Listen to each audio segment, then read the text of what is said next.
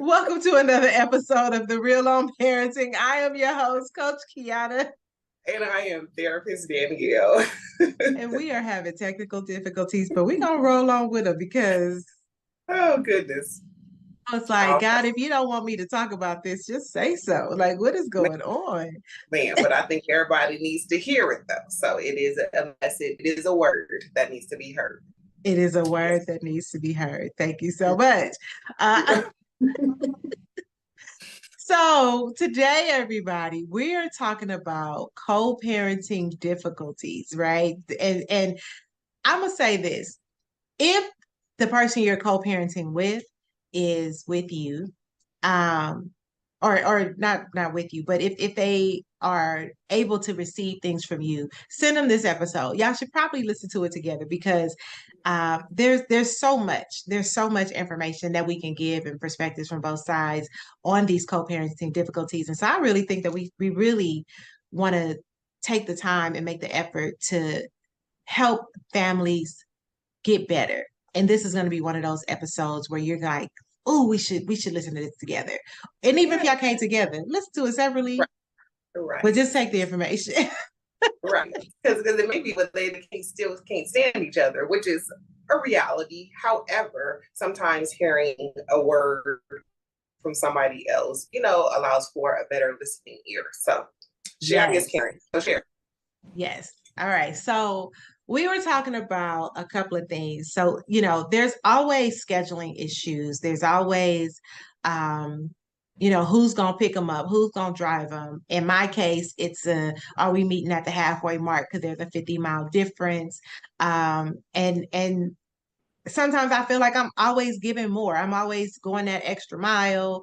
And I think sometimes his perspective is, but you're coming out here anyway, which I'm not. I'm not always coming out there anyway. But when I do, I don't want to be the jerk that be like, well, still meet me at the halfway mark and then we all on the freeway together, going back to where, in that other direction.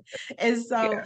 I think that when we're co-parenting, we have to remember that sometimes we just have to take one for the team, right? The team of me and my kid, not necessarily the three of us, but the team of me and my kid. What's going to make it easier for the children? What is going to, get this to be a smooth selling thing?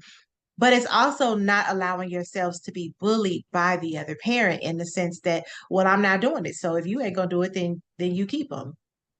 If you don't want, you know what I'm saying? Like, does that make sense, Yeah. Danielle? Yeah, no, it makes sense. It is a fine line. It's a difficult line to try to determine, depending on the situation, what had already happened. You know what I mean? And also just the dynamics of that co-parenting relationship in general.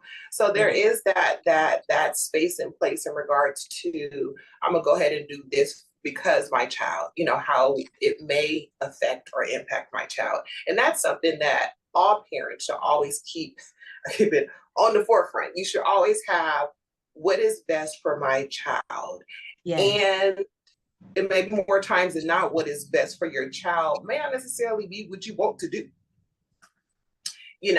But then there's the other part of it is like, okay, if I'm always doing the best for my child, which I should, however, doing the best for my child more times than not is doing what the other parent should be doing. Right. And so with that, there's various things that should be addressed and they may already be addressed or have been addressed, or maybe that ongoing repetitive conversation. And it should be a conversation discussion, not an argument. But Right. with that, it's like you're setting the boundaries for yourself of what you're willing to do and what you're not going to do. And in this, Yeah.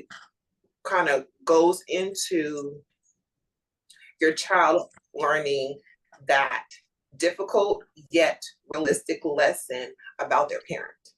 Because when they're Ooh. younger, for the most part, did it get you? When they're younger, it's like, okay, mommy or daddy is great and all these things, but as they get older, they become more aware of certain things. They're more Yes.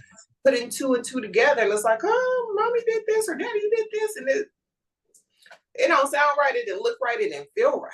So as they get older, and I always tell parents between that 10 and up, that is where the relationship with your child and that parent, it shifts. Yes. It shifts. And not in a bad way, but it's just because your children are getting older. And so things you did with them at 5 ain't gonna roll over at 10, 11, 12. They're gonna look at you like, well, I'm not a baby. Daddy, I'm not a baby. Yes. Mom, I'm not a baby anymore. Like, what are we doing? Why are we doing this? So with that, those hard truths about the other parent or even yourself, they become more noticeable. And it's not a bad thing. It's actually a good thing in the sense that it allows you to show and model for your child that you're not perfect. Yes. And you are in the space and the place to be able to work on certain aspects of you. Hopefully both parents are able to do this, but at the same time, we're all human. We are all at different places. So if you have a situation, actually, I did a counseling session. I'm not breaking any confidentiality because I'm not saying who or what the person is. However, the situation is an ongoing conversation related to anything related to their child together. Mm-hmm. Picking up, dropping off, events, school events, all of it. And my client is tired of it. You know, my client's been doing it since baby's been born. Baby's no longer baby. Baby's adolescent now. And it's irritating. It's frustrating. And it's just makes you want to cuss. So with that, what do? You know, and it's that hard truth where the baby, now adolescent, is putting 2 and 2 together. This parent does not do this thing ever. Why? You know, there's questions that come with it. And so I want to real quick, because you've made 3 points, and I'm like, ooh, and I don't want anybody to skip. No, go ahead, right? You keep on talking. So, because we were talking about doing what's best for the child, right? Like, and sometimes that's our default, right? I know that's my default. What's going to be best for my daughter?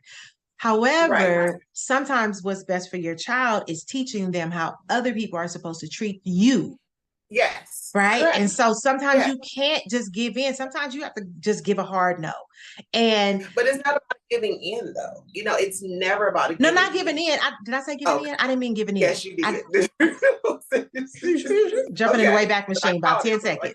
All right. So not giving in, but giving a hard stop. Like, you know what? I'm always the one to sacrifice. And today I'm not doing that. I'm always the one. And I think to your last point about the other parent, you know, I think the other parent gets comfortable when one parent is constantly doing it. The other person gets very comfortable, and then it's like, well, how come you can't keep doing it? You've been doing it. Well, because I don't want to. And that should be a legit reason. But at the same time, if it's a work schedule thing, like this person is always at work during these times, and now you decide you're not doing it, that's not what's best for your kid, even if you are tired. But if they are, you know, if it's an agreement of, you know, you pick them up on, you know, these days, and now I just don't like, I'm like, bring them to me this time. Like, I'm always picking them up. That's my gas. That's my time. Sometimes you do have to go, okay, I'm gonna do a hard stop on this because I get to say I don't want to do that. I get to say, you know what, I get it. It's been working for the last year, but it's never really worked for me. I just was making a sacrifice, and I can't do that right now. I got to choose me today. And I think that as it relates to the other parent or your child discovering who the other parent really is, there's the facts of, did you ask your mom?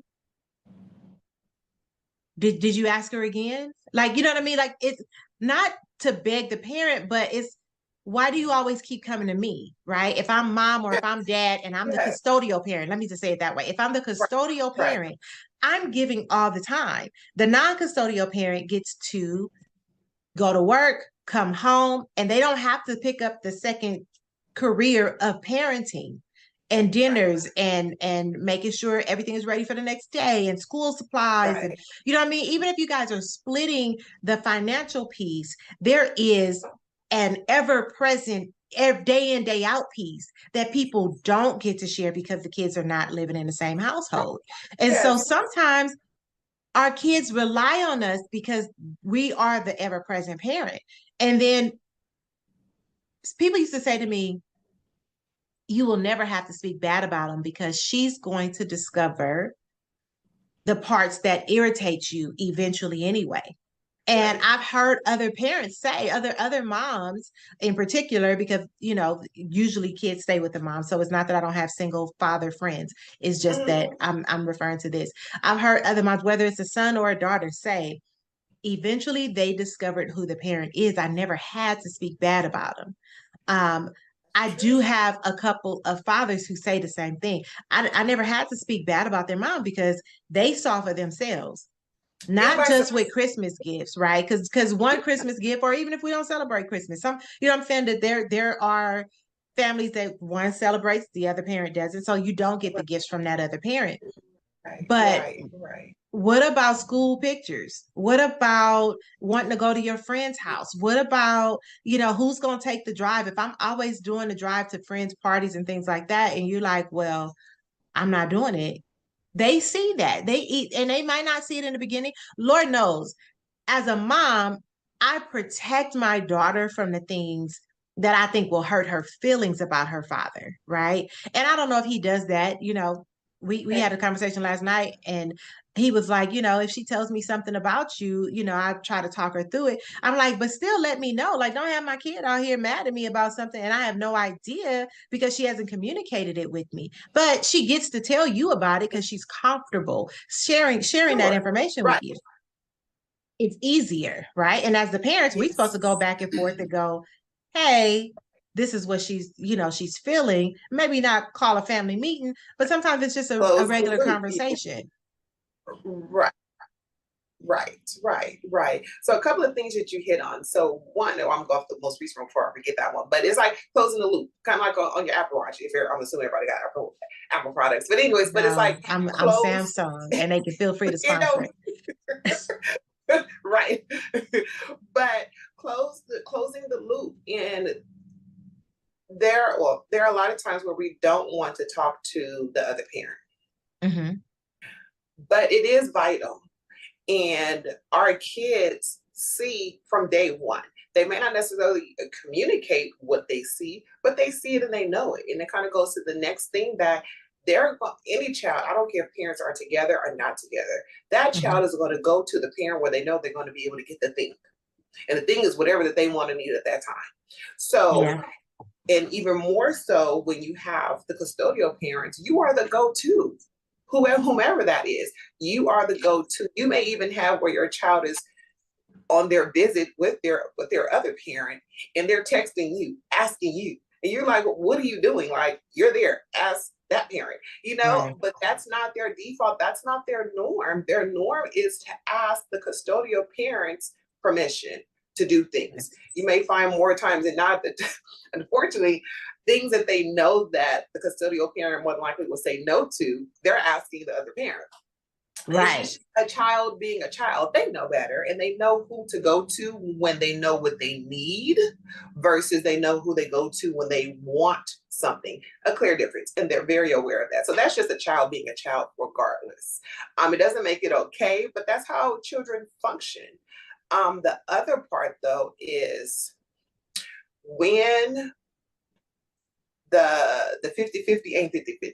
It ain't, I won't say this. I was gonna say it's never 50-50, but whenever you have a situation where is where the legal, I'm sorry, I don't know if you can hear my dog, but she having a feel, I guess her back is itching and she rolling around carpet. But anyways, So we couldn't hear that. okay, I'm just like, what's going on down there?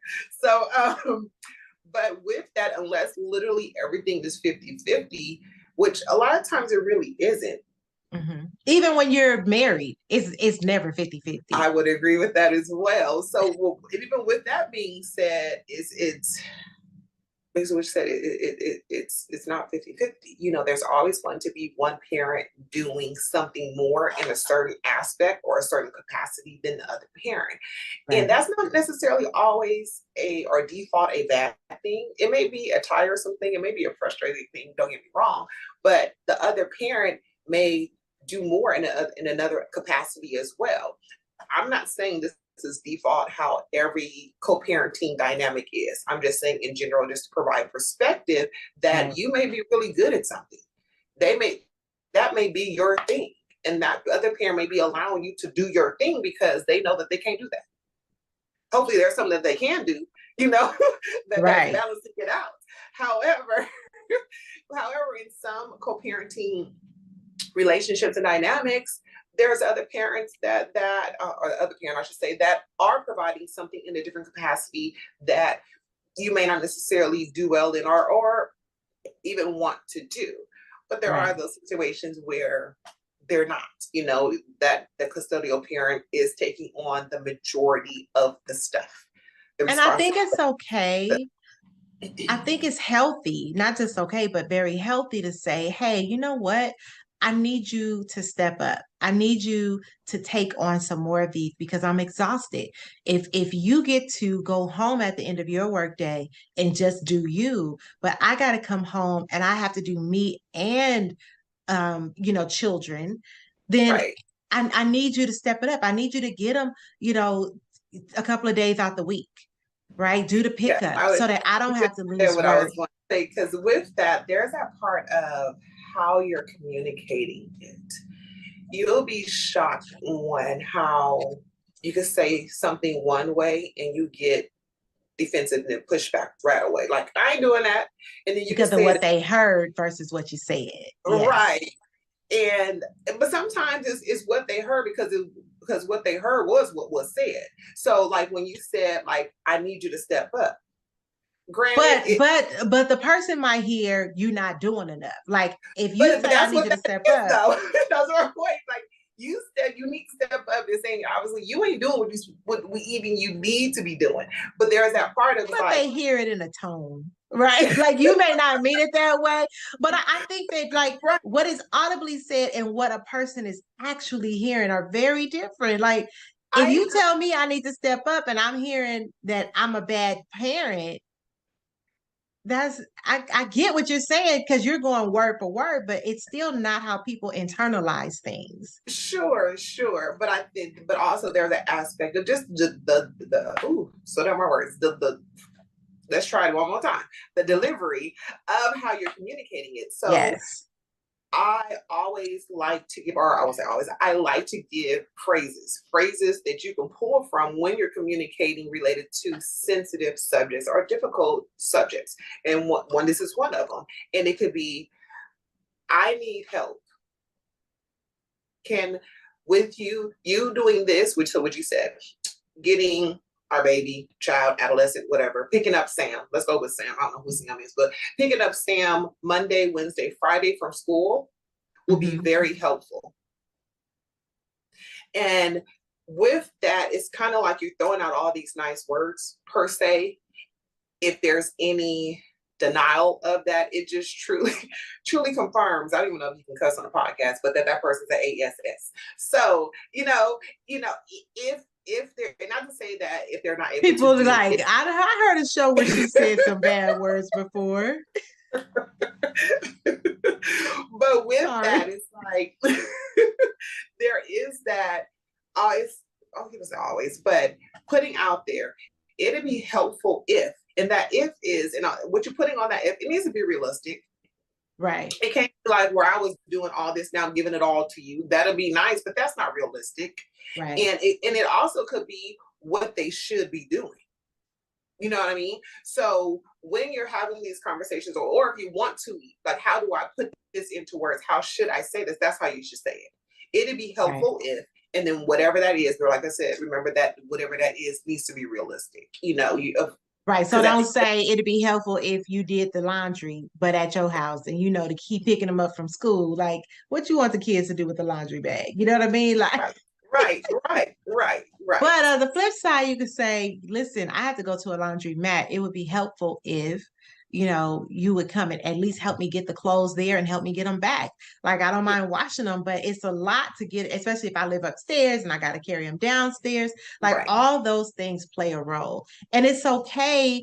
I think that sometimes, and remember, we talk about egg and sperm, right? Those are the only two people that get to say something. If you're in a relationship with a person that's like, she could do it herself or he could do it himself. tell that person they're not an egg or a sperm, and this is an agreement that the egg and the sperm made. Because that's another part. Well, why you got to go help her get the laundry down? Because it's 3 kids and it's 9 loads of laundry, and then she got to sit there and wash them, and then she got to take them all back. Like, if you want to go and sit in the car, fine. You know what I mean? Like, if that's what you Right. got to do to Right. appease your relationship. But it's still like, that's a lot on a parent. And you saying, oh, she could do it herself. That, no. Or at least, you know, listen, this one needs a certain kind of detergent, right? I remember, when you got a baby, they need, what is it, Wow, yeah. Dreft or something like that. I didn't need Dreft. I was using regular old Tide, right? Mhm. But Dreft was like $25 for this little bitty Right. bottle. Right. You need to be You can conservative with help with those that. You can. sprinkles. You do a couple of grains because. But anyways, go ahead. I'm having flashbacks. Go ahead. That stuff is not cheap at I'm all. not far from a flashback myself. So it's like, wait a minute. Now we eventually found a soap that we could both use because still needs something for sensitive skin. And so we use the Arm& and Hammer sensitive skin now. And I love that, right? I'm like, oh, this is good for both of our clothes. So Right. now there's a difference, but you only have to wash yours. You know what I mean? Especially Right. if the non-custodial parent is not on child support, by all means. And even then, like, child support is based on those incomes. So Right. you might only be paying $200. You know, $200 is not enough to take care of a kid, right? $200 don't buy groceries. For one person. Like, everything has gone up, right? Inflation is real.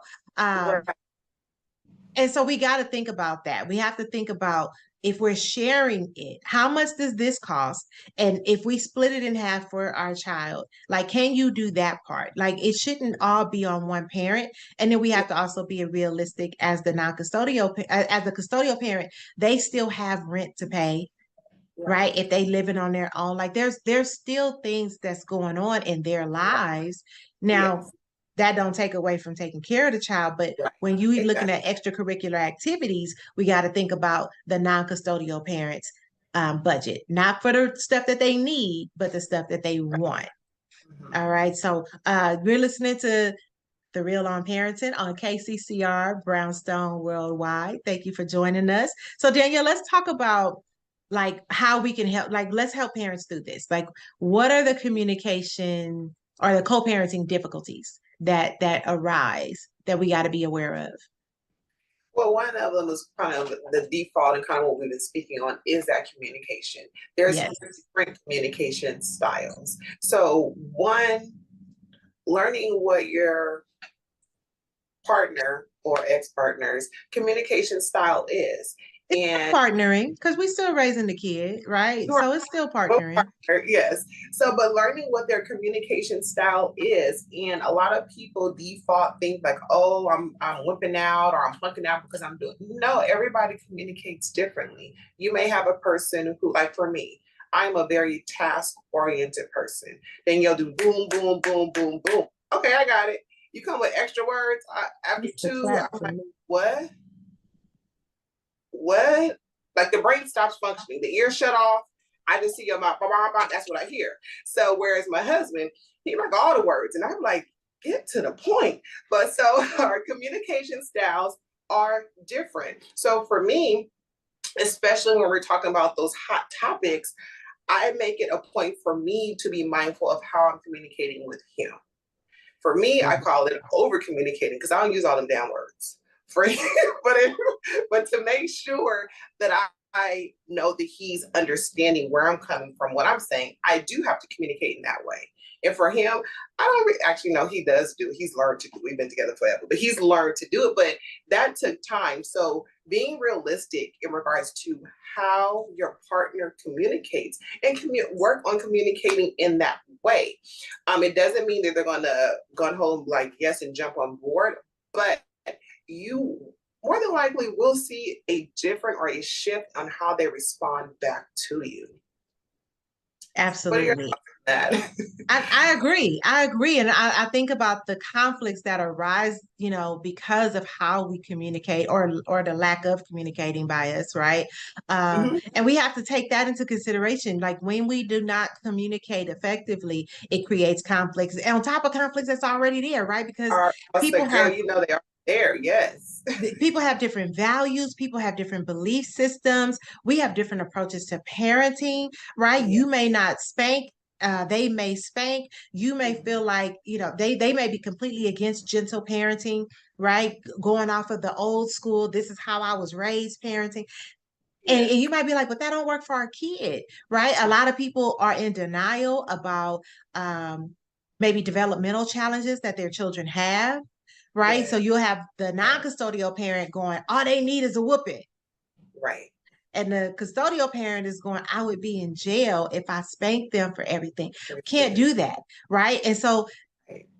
all these conflicts that are already there that lead to disagreements and more conflicts over discipline, over the rules, over the routines for the children. You understand what I'm saying? Like things can get out of hand really fast. And so when we're not communicating, the conflicts compound and we got Yeah. to get better at that. And a part of that, that kind of that I won't say kind of that is telltale, is when your kids start running amok. When your Ooh, kids start doing things that you know they know better. yes, I always tell parents, not do we always tell parents is what's going on with us? What are we doing or not doing that's making our child confused? That's making our child behave the way that they're behaving. At the end of the day, yes, it's still a choice. Your child obviously knows right from wrong. However, there does come a place where the child doesn't necessarily know how to effectively communicate what exactly is going on that's resulting in them feeling the way that they're feeling by way of coming through by way of their behavior. So when your child is not being the child that you are raising, if you know what I mean, right, then check in with you first. And it's a humbling experience when you check right. in with you first, but you're real honest with you. Because obviously we know we're not perfect and there's aspects of you just for being you as an individual that's negatively impacting your parenting of your child. Yes, absolutely. So be And then real with also you. the manipulation of your child. Like when your child is not acting right at the other parents, right? Or they're acting True, out. And again, true. your kid, Yes, sometimes it's manipulation and you have to be open to that fact, right? yes, Everything is not daddy or mommy did this. Some things is yes. how can I work this situation into my best advantage? Of course, yes. There's very, very true and very, very real. Yes, they gonna get what they want. Right. They gonna be mama said this, daddy said this. Be especially if the parents don't communicate. Yes. Especially if they don't communicate. And I think that another thing that we have to be considerate of, because it makes co-parenting difficult, is the emotional baggage that both of us are bringing into the relationship, right? Even if we're broken Yeah, up, we have a relationship, right? We're right, still a family because we got these kids that say, hey, we share DNA around here. So we're still a family. right. So No, they still are exactly. those lingering emotions from the breakup and that or the divorce or whatever the case may be and by emotions it could be like I still want you, but it could be the anger of the whatever the situation was. So, Like emotions, right, there's a wide gamut. right, Like we can't just say, I think people default to, oh, they must still want you. No, they're still hurt by you, right? And so when we're trying to separate our personal emotional issues from our parenting, that creates an atmosphere. Well, if we do it successfully, it creates a great atmosphere for co-parenting. If we it does. don't, it creates a bigger chance of single parenting. Mhm. Yeah, And I think yeah, that's something that we got to remember. Like that unresolved emotional baggage can hinder cooperation and compromise and well-being and, decision making, all of that. All, yeah, it's kind of like when they say like sex clouds your vision. It's the same thing. Yes. You do need to work on your emotional stuff. And once again, your kids, they see it. They don't know it specifically. You know what I mean? Like, oh, this is this, but your actions or non-action is seen by your children. Yeah. So with that, co-parenting in general can be very, very difficult. But it can be done with grace. It can be done respectfully. It can Absolutely. be done in such a way that when you start throwing out titles, step parent, step mom, and all this thing, people are like, what? It can be that way. I've experienced both. My stepmom, that's my homie, but even my stepmom with my mom, you would never assume or even think that was my step anything. Right. Just by their relationship. I'm not saying I love that. I love that for us because our moms and our bonus moms really do get along. Right. It's like my mom and bonus mom are not the best of friends or anything, but when they see each other, it's all love. And exactly. I try to remember that, it really can be an amazing situation. It doesn't have to be harsh. Yes, but something to keep in mind though is that when you have especially younger children, mm-hmm. it's challenging. It is.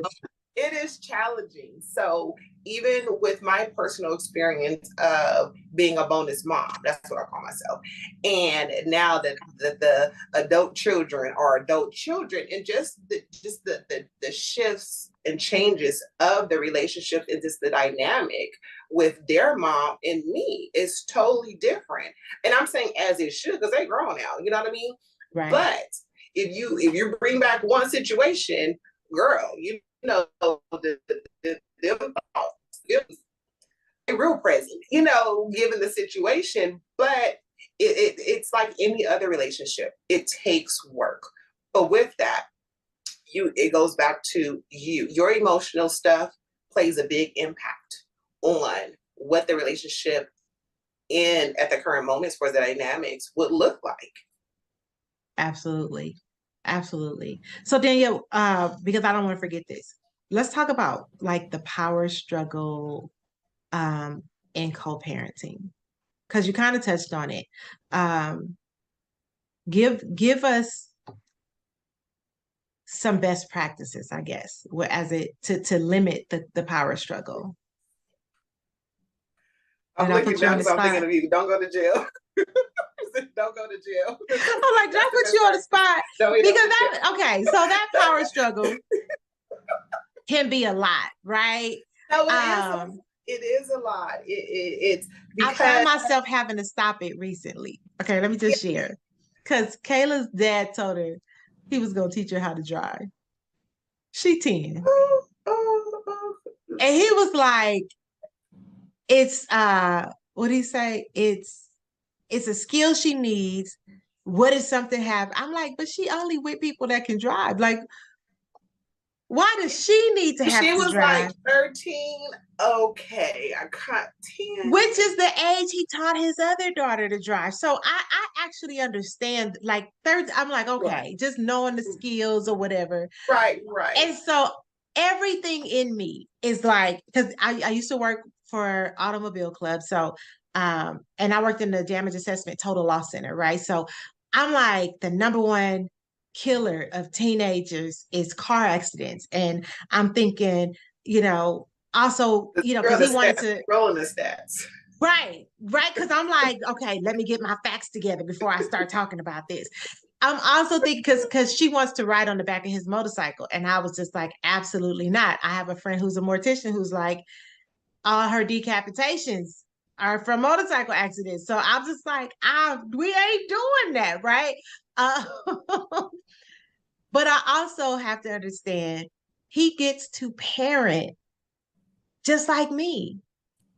Right. He gets to make some decisions. He didn't want her He gets Yes. to parent just like me. He has the right Yes. to parent just like I do. Whether I feel he's doing 50-50, whether I feel he's a good parent, whether I feel he Yes. is emotionally there for me, it doesn't matter. Like, I don't matter. He gets to Right. parent completely independent of how I feel about something. So I'm like, Mhm. okay, Kiana, it's not like he gonna say, let me put you on the 405 or the Right. 10, or he Right. not Right. gonna do that. Right. Right. And so I'm like, okay, it ain't my car that's gonna get towed up if something happens, right? Now Exactly. it is my kid that would get towed up. You know what I'm saying? So I'm thinking Sure. of that aspect too. So then I said, okay, he'll probably take her to an open space, no other cars. Right. So Right. it's a controlled environment, right? Yes. Yes. Yes. I was But like, yeah, talk yourself through oh, it. Right. Right. everything in me was like, the no. default reaction. So whenever you have that quick response, that's your default reaction. That means that you took minimal to no time to actually think about what your response would be and any of the considerations. So I was still saying 10 is young. However, I did think, well, okay, given his line of work, Okay. the obvious, he is not going to be, they're not going to be on the streets. They're going to be, I'm assuming, in a parking lot somewhere. You know, it kind of like what you said. So it's like when well, I'm going to give everybody an assignment. Let's work on not saying what our initial thought is. Mm-hmm. The initial thought is always the default reaction. Pause. You can say it in your head, but don't make it come out your mouth. Right. Pause, take a breath. Granted, it still may be that answer or Oh that yeah, I response, definitely still said but no. I still however, the difference is that as you continue to practice that, mm-hmm. you will have more time where you're rationally thinking about the whole situation Right. and whatever nuances, if you will. And let me say this: it takes a lot of self control, okay? Because when we say what we said, we said what we said. So I want you to, even if you got to go, you know, whatever you need to do to make sure it don't come out your mouth. That's what you need. Obviously, that's safe and okay. But that's what I need for you to do because your kids see that. Yes. Your kid sees that. We should never be reacting to anything unless it's life or death, okay? But if it's simple questions, if it's questions related to life in general, you know, are they going to the park? You know, we should not be reacting to those. Yes. Even if it's going to mess up what you already have scheduled, I don't care. If anything, say, let me get back to you. Right. And take a minute. You take a minute. You take it. You ain't gotta say take a minute. Well, no, But that's what I'm saying. Like that, that yeah, was like the second step. right. I'm gonna call Yeah, you. yeah. I'm gonna call you back. Yes, exactly. So, And take that time because it's kind of, and then from there you're gonna be mentally tussling with yourself because you're working on doing something different than what you default do. yeah. But as you shift in doing that, you will see a shift in the dynamic with your partner as parenting your child or children. Now I want to also point out another power struggle, and this one gonna upset some folks, and then we gonna close out because Okay. I don't like to keep going when I know people in their cars cussing me out, right? Uh, so another thing that we have to be mindful of, and can I just, well, no, I'm not gonna say particularly ladies because this really does flip flop back and forth. Okay. Um, struggle parenting as it relates to their significant other. Mm. I don't want you around my kid. Listen, if that person is not doing anything to harm your child, you just don't want another person around. Right. You don't get to choose who that man or woman is now dating. You don't get to choose who they're spending time with. Now, I do understand the genuine concern of it's been 3 years. This your Right. seventh significant other. The seven first, and you didn't introduce So, this. In that case, I get it, right? right, right.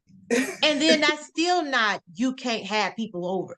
That's more of, hey, we have this child together, and I'm thinking of what is the message we're sending them by having people in and out of our lives. So, you know, can we make a rule that, we date someone for a couple of months before we introduce the kids? Like, we can talk about them and all that, but we can even be at a function and all of us are there and they just see mommy or daddy's friend. But Right. to have it where it's like, oh, this is my significant other, when you are kind of habitually having significant others, I get that. But you cannot control who that person is with. And I Right. think that a lot of us need to let that go. I was just about to say, you need to let that go. What's Because best for the kids? right. At the end of the day, you have no control over what your partner does or does not do, even if it's in the benefit of the child. You have no, let me say this, you have no control over what your child does. And I say that in the sense that what they choose to do is what they choose to do, and you respond accordingly, whether that's a reward or a reprimand. But I Yes. digress.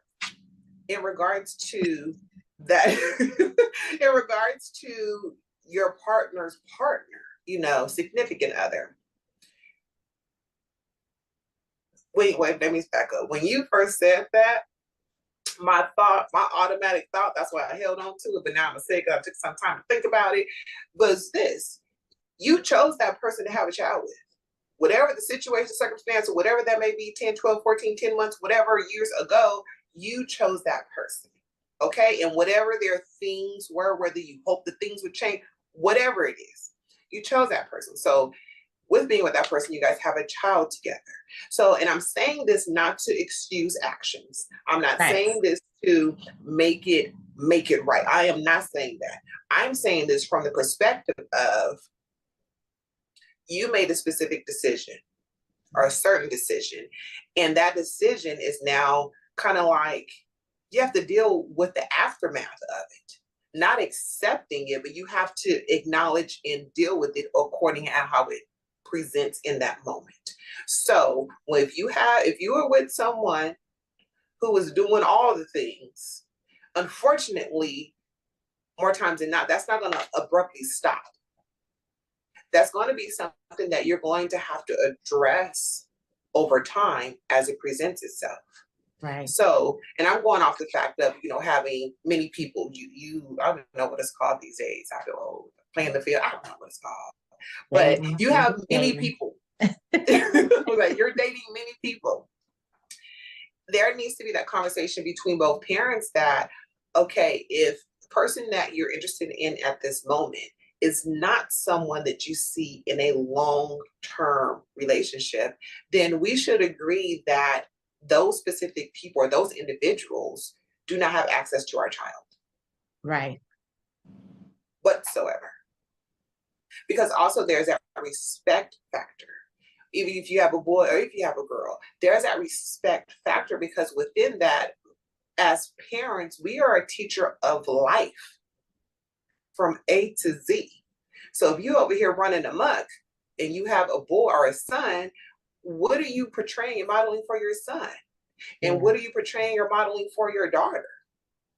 What are the messages your actions are giving your child? And there's some people that, well, I didn't tell them that. No, you didn't have to tell them, you showed them. Showed them. Yeah. And what you do speaks so loud, they don't hear what you say anyway. Right. So there needs to be that mutual respect amongst both parents, that you guys both agree that when you are dating, if this is not a person that is going to be it doesn't mean you got to get married. It doesn't mean any of that. It's just, if you do not this being a person that's going to be a long-term part of your life, it doesn't mean that you got to come, because things happen, they can break up, but then there is that common agreement that, okay, they don't need to meet our child or our children. And I would say, and that's the hard the hard line there. But at the end of, no, not at the end of the day, I'm kind of over that term. In this present moment, right? In this present moment, you cannot choose who they go. Now, listen, I understand the need to try. Like, let me find somebody that we all gonna love. Let me find somebody for you that I get along with, our Yeah. child love, and it's perfect for you. Like, let me help you find that person. I get that feeling, right? Yeah, At the yeah. same time, we cannot choose that person for them. So we have Right. to back up. We have to, and I think that people really forget that the other parent does not owe it to you to choose the person you would like. They don't Yes. owe it to you to be single until you're comfortable. They don't Yeah. owe it to you to, only thing that they really owe is the respect of introducing you to who is going to be around your child. Right. And they owe it to their child to pick someone that is going to be a great person to your child, right? Yeah. Um, and so outside of, you know, absolute dangerous issues or things where your child is being harmed emotionally, mentally, physically, financially, right? Mm-hmm. Spiritually, because we've had to address that as well. Mm-hmm. Um, then let it go, and you Yeah. keep teaching your child. You keep teaching your daughter how to be a lady. You keep teaching your son how to be a man, right? You keep teaching these things. And it doesn't, I'm not saying mommies teach your daughters how to be a lady, daddies teach your sons how to be a man, right? Like I get it. There are certain things that the opposite sex just can't teach our children. However, as they're growing up, they just need to learn how to be respectful young people, productive citizens, right? Right. And Right. then what you give extra. Now, if mommy is dating someone and now all of a sudden the ladylike things that she used to do are changing. Now she's going outside, with her house shoes and her house coat and her bonnet on, and she at Target. That's different. That's a I hard understand no. Why that, gotta be Target? that's when you She ain't say, at hey, you Target. know She went to what? Walmart. This is what ladies do. Okay, Right. because they might want to sponsor. I'm just saying. Okay, well, whether she at Target or Walmart, I don't care where she at. She can get Yes. So. Costco. The point is, we. The point is, Dad, you can say like, listen, I want you to know that that's not how you should be outside, right? But Right. sometimes we date people and we start to assimilate, and it's not good for our kids. And I'm Mm-hmm. just using that as an example. There are all kind of Right. interesting examples that we could use. But at the end of the day, you cannot choose that person. What you can do is keep open communication with your kids. What you can do is when they come back from visits, say, did anything happen that made you happy? Did anything happen that made you sad? And Yeah. just address those things. Right. I Because would say cover it all. Cover it yeah, all. So that right. kind of make me go to someone else. Don't bait your children for information. If Right. you're Because asking that's not a the question, same as what they say. And then where y'all right, go? And then what happened? And it like that's not the same. You had right. a child with this person. Trust them to make healthy decisions for your child. Right. All Mm-hmm. right. All right. So can we end this episode? Because We I should. know somebody mad. Uh The and if you several. go to Target So or Costco or Walmart or Sam's Club looking like that, stop. Okay. yes. Just stop. All right. All right. Danielle, thank you for rolling with me. You are the best co-pilot. I appreciate you. Oh, you're so sweet.